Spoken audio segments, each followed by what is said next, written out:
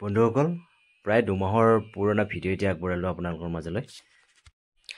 এয়া হৈছে আমাৰ গাঁৱৰ ভগৱতী আই থান, য'ত পূজা পাতল চলি আছে।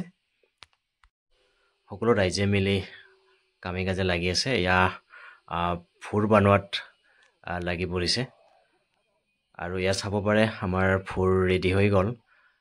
ইতিমধ্যে পূজা পাতল ফুল চুলেৰে সজোৱা হৈছে আৰু এইপিনে দেউৰীসকলে পূজা পাতলত ব্যস্ত হৈ আছে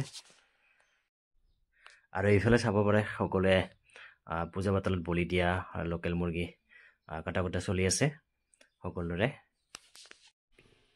এইপিনে আমিও আদা নহৰু পিঁয়াজ জলকীয়া গুচোৱাত বাকলি গুচোৱাত লাগি পৰিছোঁ আৰু এইপিনে হৈছে আমাৰ মেইন আকৰ্ষণ পূজাৰ জঙামত সাজু কৰি আছে পূজাৰ কাৰণে।